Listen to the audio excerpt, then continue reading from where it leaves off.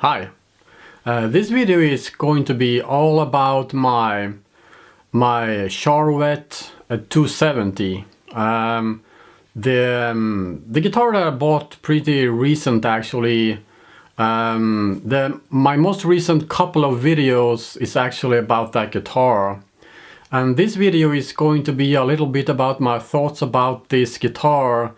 It's actually been quite some time since I had a kind of like a 90s axe, so to speak. As I said in previous videos, I actually had a couple of these guitars back in the 90s, not with this design on there, but I think I got a black one and I think I got a red one. I think that's what I got actually. Unfortunately, I got rid of these guitars in the late 90s. Due to the fact that I don't really like Floyd Rose bridges and all that kind of stuff. Anyway, at this point, I'm very surprised about how much I really like this guitar. It's kind of like, of course, I'm not going to, kind of like fancy the Floyd Rose guitar, Floyd Rose guitars very much, because I still not really like Floyd Roses, but it's kind of like very fun to finally play a good guitar with Floyd Rose bridges and all that kind of stuff going on there. So here it is. This is the guitar I'll be talking about. Actually, it looks awesome. Don't you think? Don't you think this looks awesome? This actually is a really good guitar. What is my thoughts about this guitar actually? Well, holy shit. That's my thoughts. This is a super awesome guitar. I mean, wow. I do not remember these guitars being such a great guitars. It's been such a long time since I played a late 80s or early 90s kind of like hard rock axe like this one. 24 frets, you got a Floyd Rose bridge on there. It's been such a long time, so I don't really remember the feeling of playing one of these guitars. The neck is super thin. It's kind of like, it's kind of like an Ibanez neck or something like that. This is made by the Jackson Company actually. The Jackson Company is actually, they also back in the days made the Charvel and this low budget Charvette actually as well. I would say that, by today's prices, I would say that, well, I would pay some hundreds of dollars for this guitar actually. That's what I would do if this was in a music store and I was out for looking for a guitar like this, a guitar in this condition, a guitar with this super low string action with, I would probably pay somewhere around $400 or $500 American dollars for this guitar actually, or perhaps 400 to 450 euros. I think I would actually do it because it's such a super great guitar. This is actually this is a guitar that is, I think, is going to be more valuable in the future, or maybe in a close future, because the fact that it's made by the Jackson Company, but also that it's made in Japan. If you know anything about electric guitars, you know that most guitars made in Japan during that era, let's say late 80s, early 90s, maybe mid 90s, that is actually awesome guitars actually. That is totally awesome guitars, especially when it comes also to the Japanese made Fenders. It's totally awesome guitars. I don't believe there is anything that is actually better than that kind of guitars. When it comes to this guitar, I'm very surprised about how good I managed to get this guitar, you know, just by cleaning up the bridge a little bit. I did level the frets. I adjusted the neck. Also, what more did I do? Oh yeah, of course, I did a major polishing on the frets here. I also cleaned the fretboard, so as you can see, the fretboard is very nice and clean over there. So this guitar is, you know, there's no word for telling how good this guitar is. If you get your hands on one of these, or maybe a Charvel or a Charvette from the same era of this one, I would say go ahead and buy it, because it's an awesome guitar. It stays in tune no matter what. I can go crazy on the tremolo here. I can go crazy on this Floyd Rose bridge here. The guitar will not go out of tune, that's for sure. I tell you that. It will always stay in tune. Well, that if the bridge is in good condition, and you know, if it's floating in a proper way, that is. This guitar is such a great condition from the beginning when I bought the guitar, so I don't think this guitar is very much played actually. So that's the reason for, I think, this bridge being also in such a good condition as it actually was. At least no one has been trying to adjust the height of the bridge with the string tension on there, because that will ruin the knife edges on the bridge. I'll be talking about that in previous videos. Well, videos I did a couple of years ago actually. So what are my conclusions? Well, this is an awesome guitar. This is really an awesome guitar. The tuners is in great condition. It's a, you know, we can tune this guitar like a dream, like a charm. You know, there's no, you know, it's perfect tuners actually. It's Charvel tuners actually. So the only thing I could probably would want to do is maybe raise the string action a tiny little bit. I'm very happy about how it sets right now, but I could actually raise the strings maybe a tiny little bit. There's no rush to it. You know, I'm very happy with it as it is right now, but if I could change anything, that would probably be raising the string action just a tiny little bit. Also, something else that I would probably want to, you know, change is actually the pickups. I'm not really sure if I really want to change the pickups in this guitar, because I want to keep it as factory stock as possible, because this is going to be a collectible guitar in the future. I guess as long as I keep the original pickups, you know, in a storage, I guess I could put in some other pickups in here, because this guitar is now in my main rig. That means in my main rig I have 7 guitars, okay? The 7 guitars that I play every now and then, that I'm, you know, changing in between. I have 7 guitars in my main rig. So I've been actually taking out one guitar and putting in this one instead, because this is such a beautiful guitar. I really love this guitar.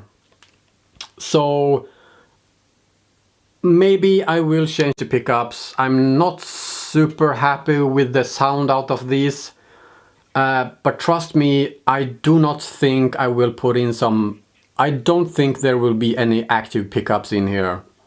I think I'm gonna go with passive pickups, and I'm not sure, I'm not decided yet, but you know, I think I will not put in actives. Maybe I will, but I don't think so.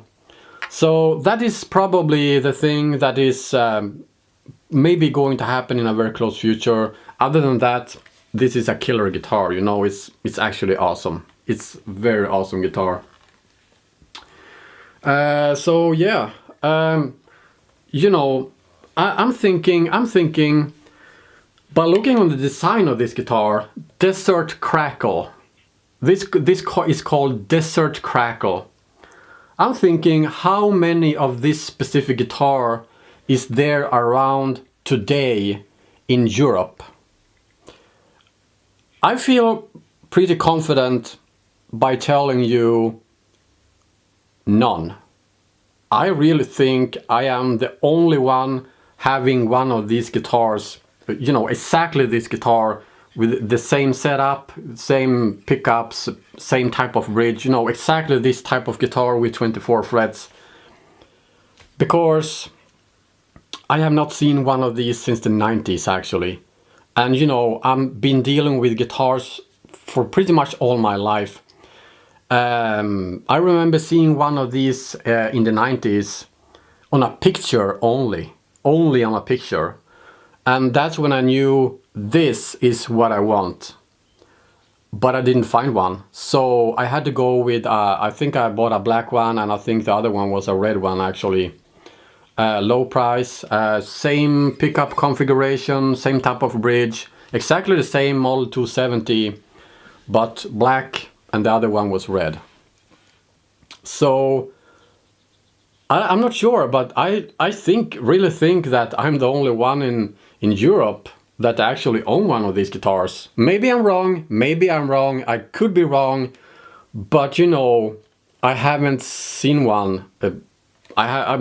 If you go ahead and search on YouTube, I do not think that you will come across anyone. I don't think I found a Desert Crackle actually. No, I don't think so. I'm pretty sure there is people in the world having this type of guitar, but it can't be many around these days. I'm pretty sure that this specific finish right here, Desert Crackle, it must be some type of limited edition or something like that, because I haven't seen one in real life until I bought this one. So well, that's my thought about this guitar. It's an awesome guitar. Wow, I'm very happy with this guitar. The neck is super thin. It's kind of like a, you know, kind of like an Ibanez neck. Well, there were Jackson around as well with this super thin necks actually. So yeah, that's my thoughts. If you find a guitar like this, there is actually Charvettes that is more simple models than this one. I think it's Charvette model 150, I think, 170, 200, 250, 270, 300. There's different type of models. I know that there is kind of like 150, model 150, 170s around. I've seen them every now and then actually on eBay and all that kind of shit going on. They are more common than this Model 270 actually. So if you can find one of these guitars and you're looking for this specific brand right here, or maybe a Charvel actually as well, if you can get it for a good price, I think you should go ahead and buy it actually.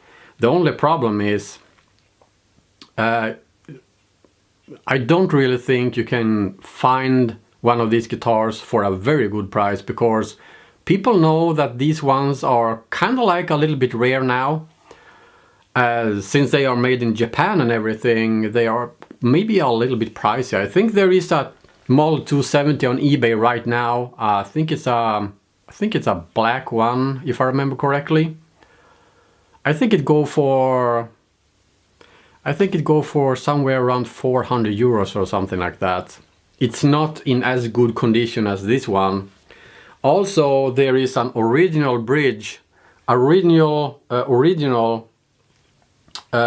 Charvette Floyd Rose, exactly a bridge like this with the same stamp in here that is actually been sitting that been mounted on a Model 270, and that I think sells for around 90 to 100 euros or something like that. It's crazy expensive, you know, for being such an old stuff. So finding one of these guitars in this condition for a cheap price, no, that will not happen.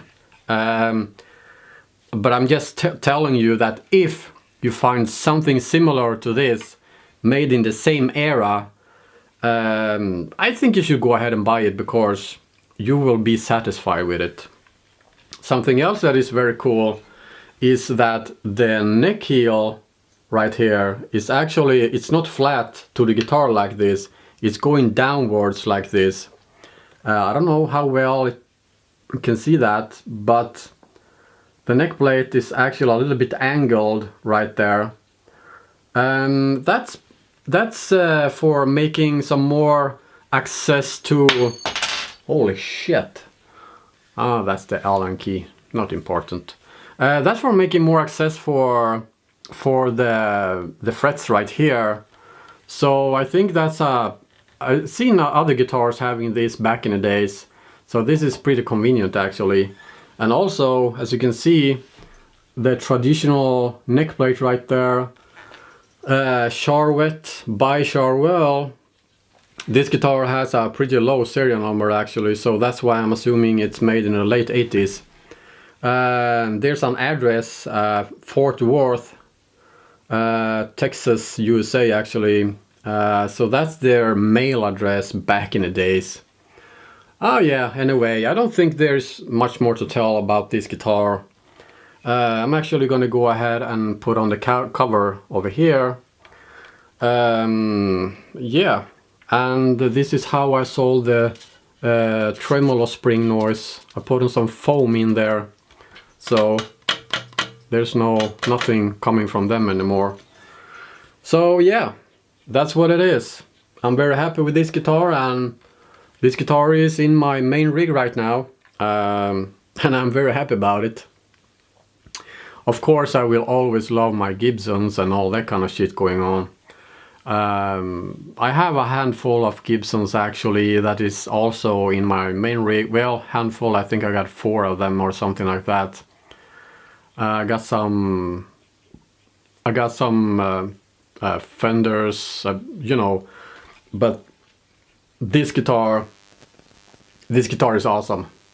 It's awesome! How many times do I have to tell you that this guitar is awesome?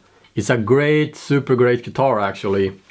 Yeah, this video is getting long now, so I think I gotta, you know, kind of like stop talking and trying to edit this and upload it as soon as possible.